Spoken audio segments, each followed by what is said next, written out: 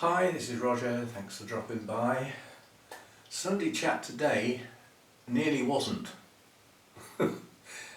Let me explain, you want to know why. Basically, I've been sitting watching random videos on YouTube, watching the news a bit. Always depressing watching the news, isn't it? Apart from perhaps a couple of items. And the reason I've been fannying around doing that sort of stuff is because I really, for once, couldn't think of anything to talk about in the Sunday chat. That's what I've been doing, just sort of racking my brains, trying to find some idea or two, or some, and I couldn't come up with anything. So this is probably going to be quite short. I've got yet another funeral to go to, which is my first wife's dad, who I have known since I was 16. Just because we split up as a couple, you don't necessarily suddenly become non-friends with the family, do you? And quite honestly, I'm still friends with my first wife. That's how I found out. She phoned me up to let me know. And also Hannah became a friend of this guy as well. So she's going to want to come to the funeral. So I've got to arrange to go and fetch her and get her down here, do the funeral and everything. And it'll be a lot of fuss basically. But yeah, somebody I've known a very, very long time. We swapped 2 items when I was young, when I was going around the house because I was going out with his daughter. And I used to get invited round for Sunday lunch or things like that, you know. And basically, when they as a family sat down to eat, there was always red wine on the table. And I hated the stuff. And he persuaded me to try it with different types of meals, like with a roast dinner with beef, you know, with chicken, you know, and the different types of wine, and he tried to encourage me to give it a try. And I did. And never looked back. Yeah, so he introduced me to having wine with food. Well, it's coming on to rain harder now. It's been drizzly all morning. But it's that sort of weather, that sort of rain where you sort of walk outside and you think, oh, it's not too bad. And then 10 minutes later you're soaking wet and dripping all down here. And that's what Mojo's just done. He's gone out and obviously thought, oh, it's not too bad. And he's come in like parted down the middle. Ah, oh, he's sorting himself out now. Yes, so he introduced me to red wine. He's got a lot to answer for. But in return, I introduced him to the heavier, more underground side of rock music.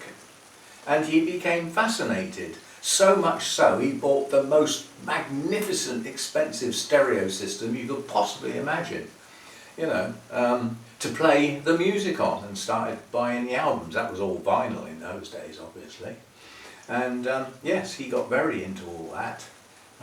His tastes wandered a bit as he got older, because I remember going round there, it was a few years ago now, but he said, oh, Roger, you must listen to this. This guy's got the voice of an angel. He's an absolute star. He's absolutely wonderful. And I thought, who the hell has he found now that I don't know about? George Michael? No. Absolutely no. So I had to explain to him why that was of no interest to me whatsoever. Not even on a bad day. Still, we all have different tastes, and music is an art form, therefore people have their own tastes and like different things. My taste is quite varied, but it doesn't include that sort of music. Anyway, so we have those 2 things that we introduced each other to. And he's been ill a long time, I mean, at one point his wife died quite a long time ago now. It was another funeral I had to go to. Yeah, he's not been well for a long time. I mean, at one point he refused to get out of bed and refused to eat because he didn't want to be in this world anymore. Yeah, there's a lot of that about. But anyway, had to go into a care home because he couldn't look after himself, and that's where he ended up, which is sad, you know. But yeah, so we've got that funeral to go to. I'll have to get a new suit soon. I'll be wearing the other one out going to all these funerals. I must admit I haven't worn a suit to a funeral for a very long time. Most funerals nowadays are a much more casual affair than perhaps they once were. But as a devout Catholic, a candle, this is a proper, you know, churchy type service and everything. Not my favourite sort of places, but nonetheless, you know, that's what's got to be done, and seem to be done, which is part of what funerals are all about. You are there to be seen, to attend, to show your respects. The building they choose to put it in makes no difference to me, quite honestly. It's just a building, it means nothing. But yes, so we've got all that to go through. That's middle of August, and I think why I'm not like enthusiastic today is because there's nothing going on. I'm going to have to invent things to look forward to because there's just no shows, no events coming up. Although the next event is the Wessex Orchid Society's garden party. That's something to look forward to. It's just a gathering of members and the odd sort of friend that might turn up as well. Friend of a member, obviously. And you know, it takes place in Alan and Sue's lovely back garden. You get to have a look around his greenhouses. I'll probably take my camera and film that, 'cause so short of things to film.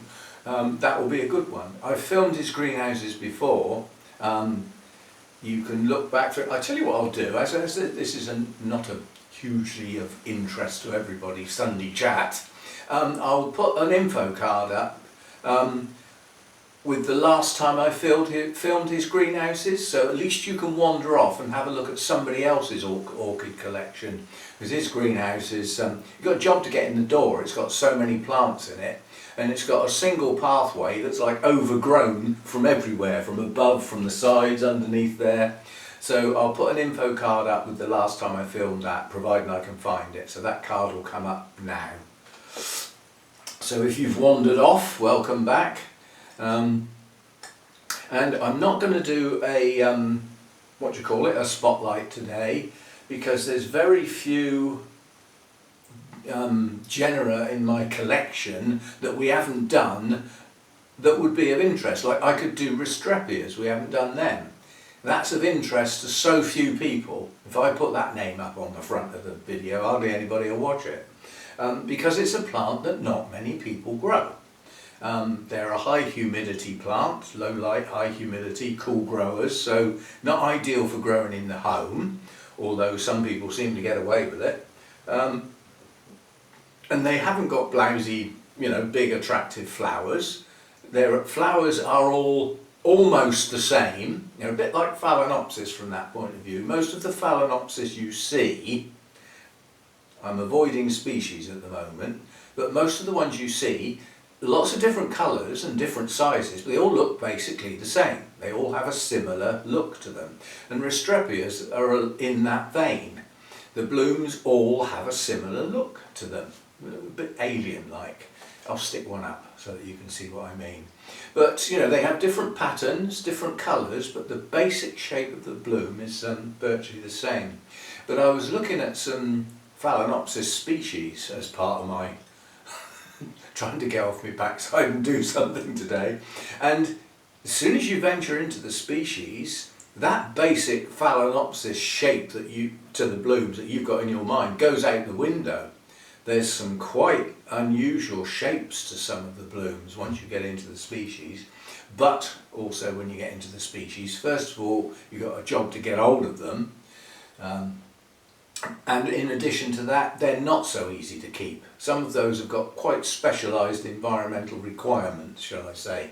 And, you know, your windowsill probably isn't going to do it. Anyway, yes, so nothing much going on at the moment. I haven't got loads of spikes coming up and buds all over the place. I have got one. This is something that I filmed it for some reason.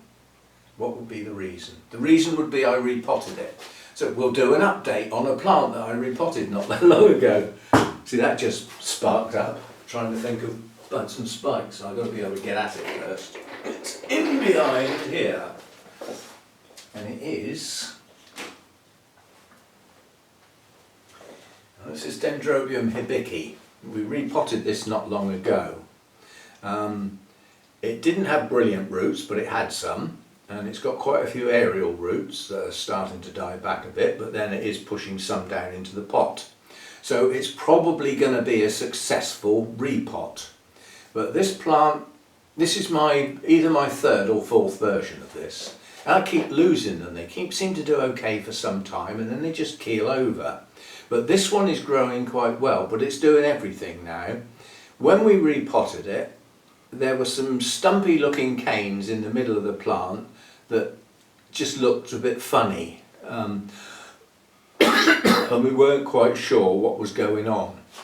Well, what was going on is buds.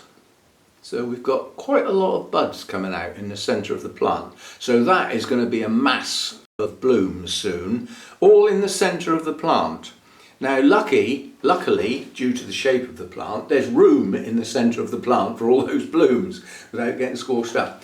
But this one's doing kikis as well, so it's got a couple of kikis on it, new growths and new roots, and now it's got buds coming. So we shall get those lovely colours soon. There's 1, 2, 3, 4, 5, there's 6 clusters of buds in the middle of the plant there. So yes. So that seems to have done okay following its repot, and it is going to bloom in the not too distant future.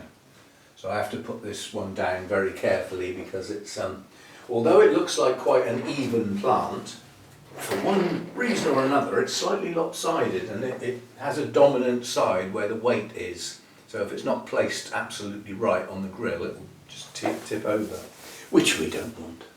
So there's that. Hair in your coffee. And not much else. I mean, the Shelob Tolkien is going to be a bit of a star performer with 4 spikes on it. They'll all have 3, 4, possibly 5 blooms, and these are large blooms. So we've got that. The Shari Baby's second spike opened its first couple of blooms last night, well, overnight anyway, so the second spike is coming into bloom, and I removed 3 blooms off the first spike yesterday, so that spike is slowly but surely starting to go over, but the next one's opening its blooms, and there's 2 more spikes behind that, so again, and that's looking good. The Dendrobium Victoria Regina cluster that opened a while back is just starting to go over, but the other side of the cane there's a new cluster coming. So again, you know, there's that going on. Not much else. We got some things growing well that shouldn't be really. Although this time of year I'm getting away with it, but this Dendrobium has got to be repotted. It's in moss and it shouldn't be. So that's got to come out of there. That will be the next repot because it's becoming urgent. It's got new roots against that new growth. This is a warm to hot grower. Like I said, I'm getting away with it at the moment. I don't know how that's going to do come winter, but it's not going to be happy in moss in winter, which is what it's in now. It's in moss. And then the other one of that sort is this one. What about that for a new cane then? That's a beauty, isn't it? It's growing really well. Now these need high light, very high light to bloom, such that you could say direct sun through the summer months of the UK still might not be enough. So I don't know why I got these really.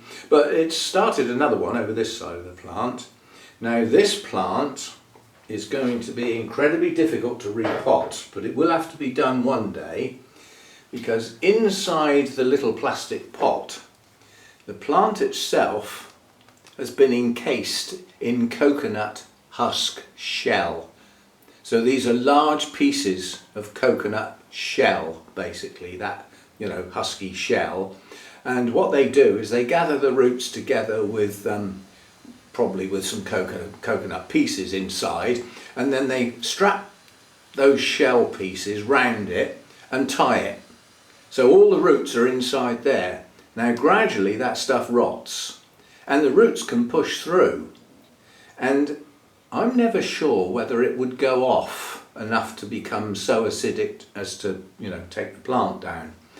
But to try and get it off is totally going to ruin your root system. Now I got this off Spice Exotics, and speaking to the guy, because I normally speak to Zuza, but I was talking to him at the time, and he said this is how they get a lot imported, and obviously they're a nursery. They don't get plants in to keep, they get plants in to sell, and they've had a lot of people come back to them and say that these are impossible to repot without trashing your root system. And he sort of agrees, but he said the way to get round it is to only do a part of it at a time. So if you can imagine you've got a circle of this coconut shell type material, basically use a very sharp knife or something and cut like a quarter of it and take that off. You know you're going to spoil some roots, and then go around the other side and take another quarter off. So you've now taken half of it off and you've left half there. So the roots that are in that half, either side, are still fine. You haven't trashed them. And new roots will carry on growing into the spaces that you left in whatever media you put the plant in. And then next time you repot, take the other two pieces off. Yeah? So you stagger it, you stage it. But this is definitely going to need it done. I've got too many aerial roots on here, so we're going to have to do something with this at some point, but not yet. Oh, sorry, these are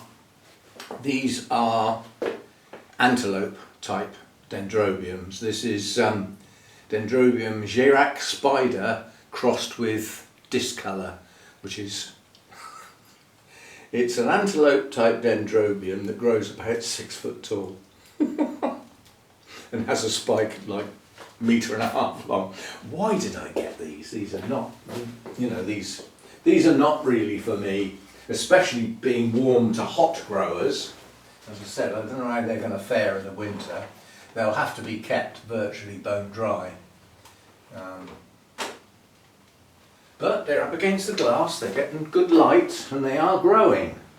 Although this one's not going to be growing for long. It's already lost one new growth here. It did lose that one, but it pushed another one out. But it's pushing its new growth out from a leafless cane. So obviously the front part of this plant has had problems at some point.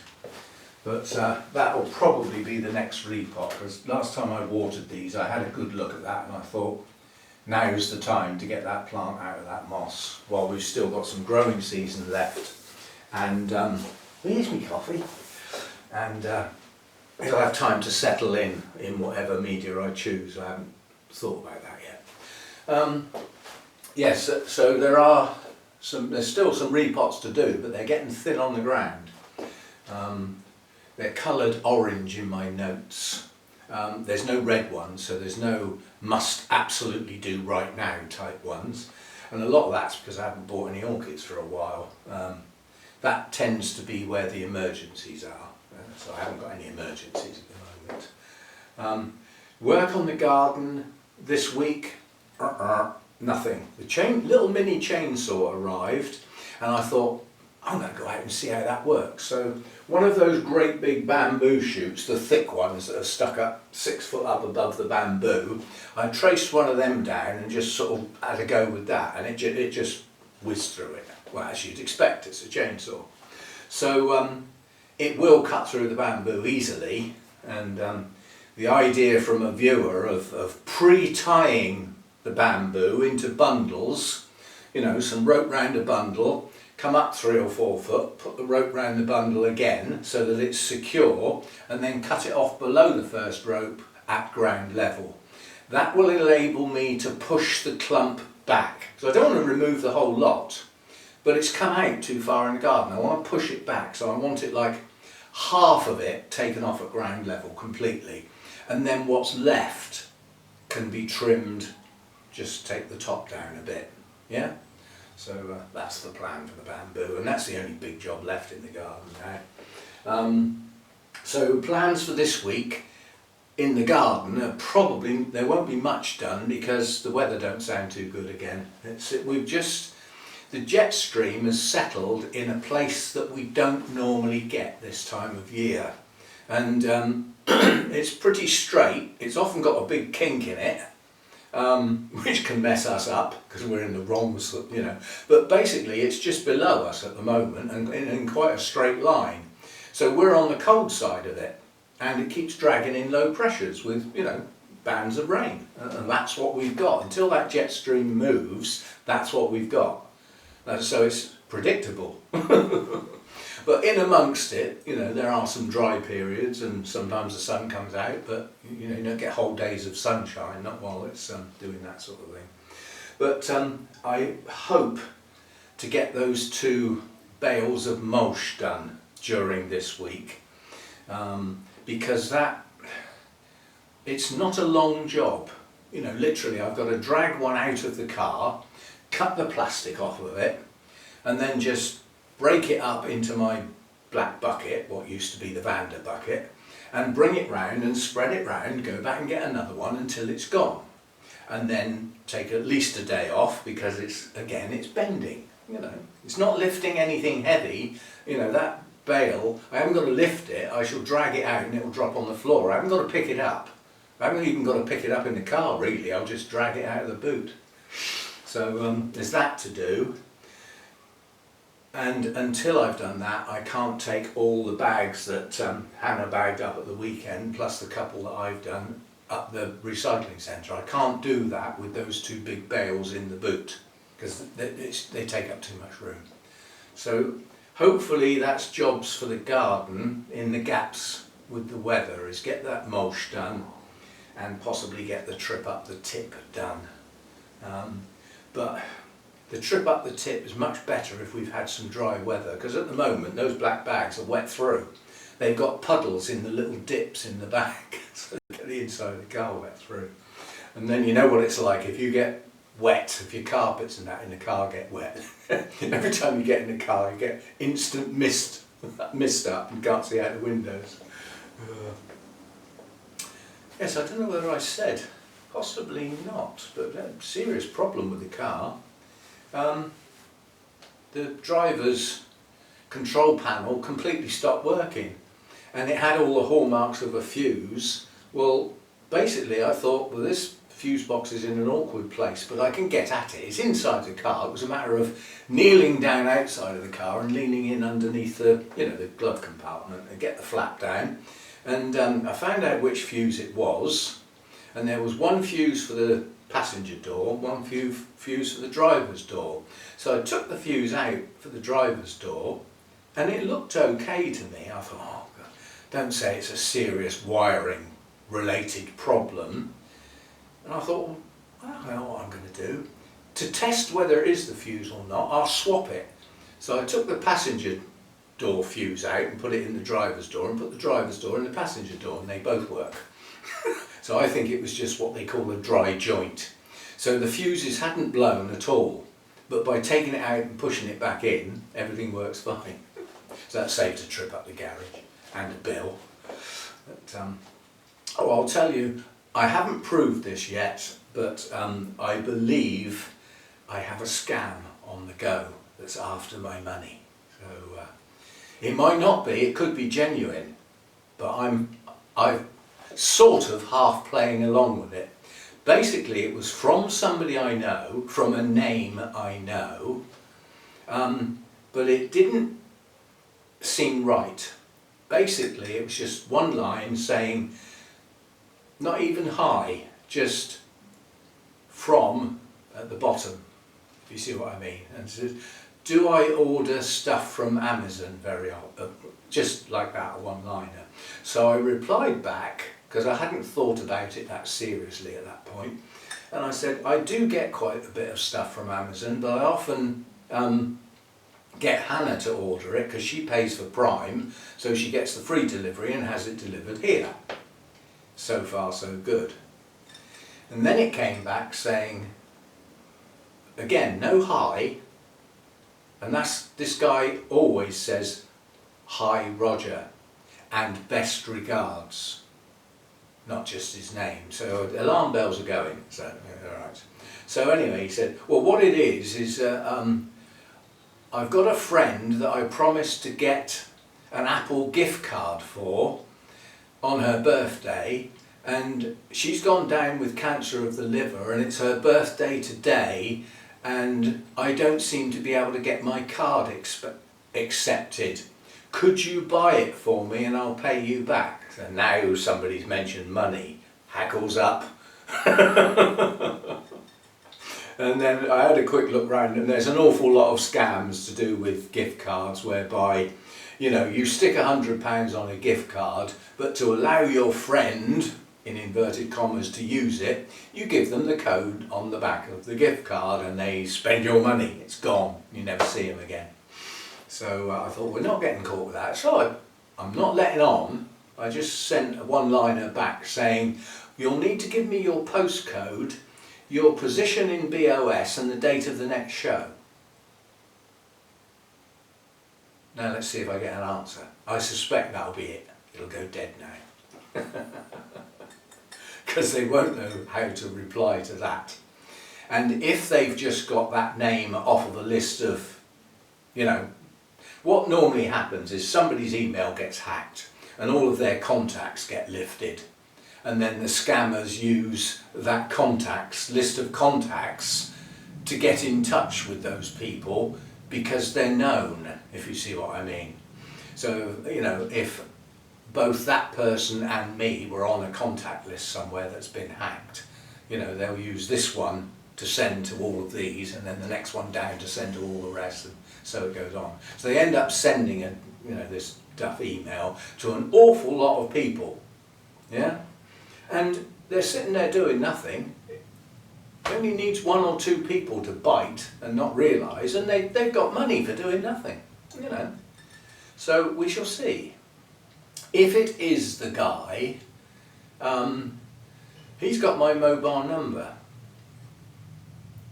Having put out a request like I've just asked, he's highly likely to phone me up and say, what do you want to know that for? But I don't believe it's genuinely him, so we shall see. But you've got to watch out for scams, you know, scams that sound friendly and they seem to have come from somebody you know and not necessarily genuine. Their name could have been got via a hack, yeah? And then the scammers, these hackers that get these email contact lists off people and this, that and the other, they sell them. That's their job, stealing other people's stuff and selling it on. So they don't necessarily do the scams, but they sell it to the people who want to do as the scams and take the risk. Well, I just get a proper job. Anyway, so we shall see what happens with that, but it definitely sounds a bit iffy to me. I'm certainly not parting with any money. There must be, I don't know, and I can't be bothered to look it up, but there must be other places than Amazon where you can get an Apple gift card. You must be able to go in a store somewhere and buy one, you know. So maybe Amazon is the only place you can get an Apple gift card. But I'm sure you could walk in an Apple shop and get one. And there must be one around here somewhere. Maybe not today on a Sunday. But then this guy's organised. He's a planner, very well structured guy. So why would he have left sorting out somebody's birthday present that he knew was wanted in the past to the actual day of the birthday? That's not him at all. There's too many alarm bells have gone off, so I'm not paying. You've got to watch, you know, as that there was a programme once, police type programme, but semi-comedy, but very, very serious as well. And the guy used to do like a briefing room, and his parting comment to the guys before they went out on the street was, "Let's be careful out there." That applies. Yeah, let's be careful out there. Right, I'm going to leave it at that because I'm just using up your valuable time. I know lots of people choose to watch this video over and above others, and many have said it's a way of them relaxing as well, with a coffee on a Sunday morning or whatever. I will put out another warning shot, and this is orchid stuff. Summer, this is for people that are in the summer months now, so all you down under people, you can nod off now. I'll do you in 6 months' time.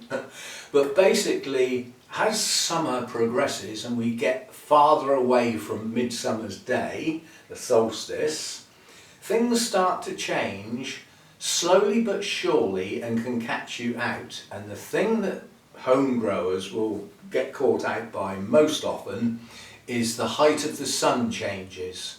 So when you're in midsummer, the sun shines like that.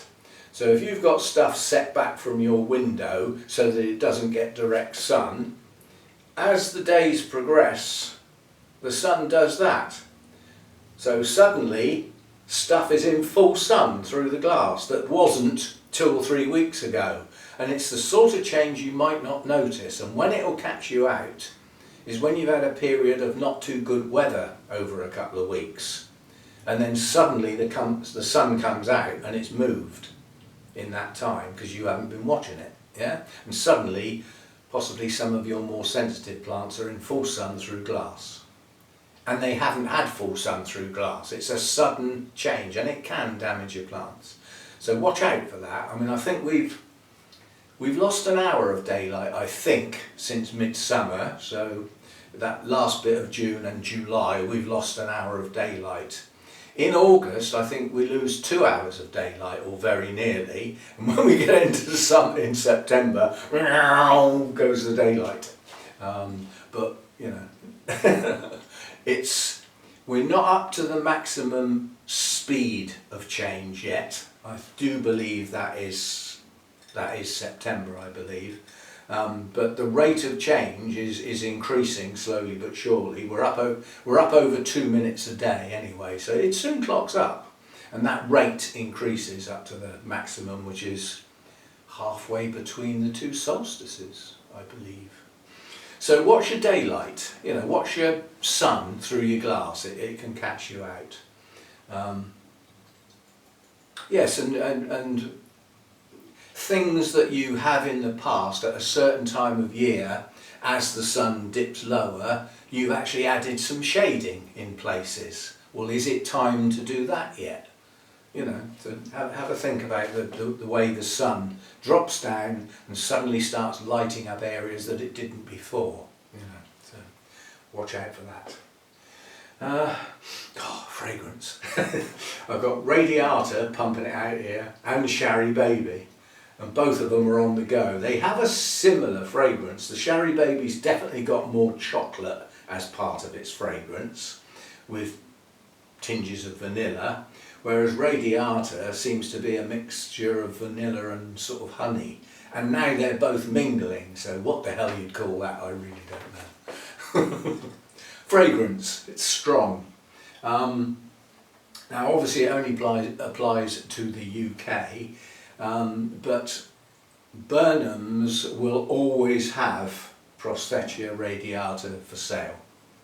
They have many large specimen plants of that, and as a progression through the nursery of their own grown plants, when they split up those specimen plants into small plants to sell, there will be quite a few from one plant, and they may split up several at the same time and have a bit of a purge on the radiatas, the giant basket specimen ones, and end up with an awful lot. Now, they're not all going to sell at once, so they'll be grown on in the nursery as well. They'll gradually become larger plants, but it's not very often that one of the divisions would get back up to specimen-sized plant. It'll be sold before then. But those are readily available at Birmingham. It'd be very unusual for them not to have any for sale. But they won't be in the sales area. They'll be in the nursery. You've got to go and find them. Or ask Arthur. Arthur, come with me.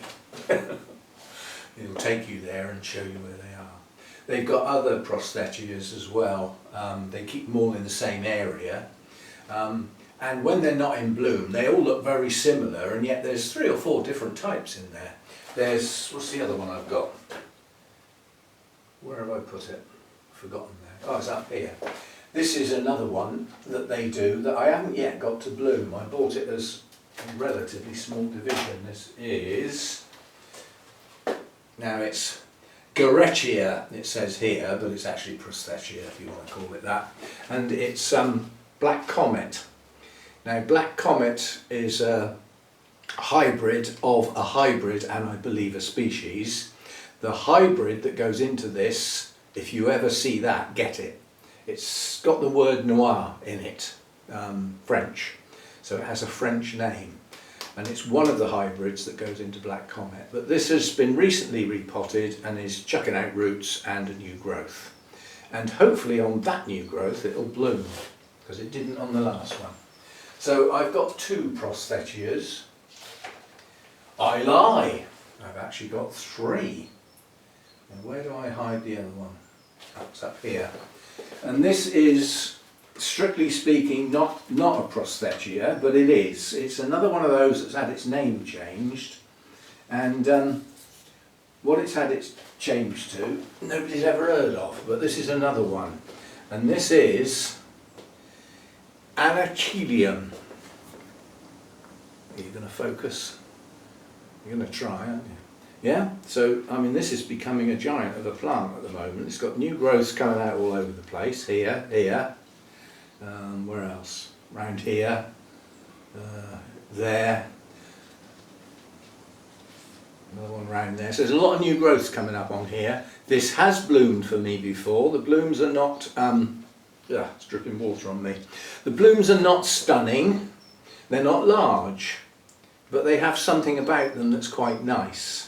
And they are fragrant again. So that's 3 Prosthecheas I've got. And only one of them's called Prosthechea, and that's had its name changed, and I don't know what it's been changed to. But I think of them all as Prosthecheas. Cockleshell orchids, shuttlecock orchids I believe, because of their upside downness, the fact that the lip is at the top. They have that strange name. So, and quite honestly, Prosthecheas are, most of them are fragrant. Most of them have quite a few blooms on a spike, and some of the spikes can be quite long. There are some that have quite large blooms, but not large, you know, larger than others, should we say, let's put it that way. And they are in the Cattleya alliance, so as far as looking after them is concerned, just think of them as a Cattleya, yeah? Make sure they've got air around the roots.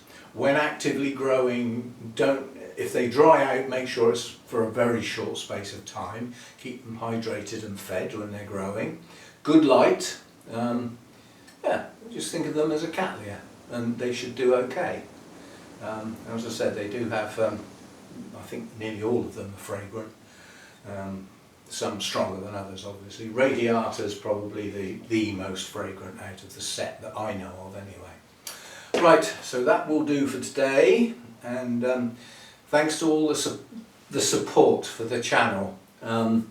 It is appreciated, and some people may find it annoying that I say thank you within the Sunday chat, but I think it's important to do so. People bother becoming a member and, you know, making a contribution for the support of the channel and the environment that the channel lives in. Yeah, it all goes in towards the whole thing. Also the patrons that have joined the Patreon site. Also the odd buy me a coffee. Get one of them now. I haven't had one of them for quite a while, but get one of them now and again. And also what reminded me was I had one on yesterday's video. I think they're called super chats, but it's where you make a donation via a comment, and it lights up. It sticks out like a sore thumb, so everybody knows you've done it. Whereas the other two, nobody knows you've done it except me, really. But yeah, it really stands out. The comment gets a big banner against it with the amount that you've donated, and it becomes obvious to everybody else that you've made a donation. Now, I don't mind that. You know, I mean, at the end of the day, it's supporting the channel. And, you know, don't forget the likes, the old thumbs up. Don't forget to subscribe if you're not subscribed. And for those that are subscribed, thank you for hanging in there. Not everybody watches every video, but some do, I think. You've got nothing else to do. Anyway, just thanks for the support in whatever shape or form it is. And just watching videos from the start to the end is a support of some sort. It counts as views towards the channel, and YouTube promote channels that are growing and, you know, working well. So, right,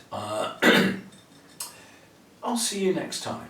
As I said, I did no spotlight today because, well, I suppose I could have said we nearly had a spotlight on Prosthecheas, but an unannounced one. I do get sidetracked, don't I? And I'll see you next time. We've got some things coming up in the week. It's not a dead week as far as... it's starting to rain quite hard now. I can hear it.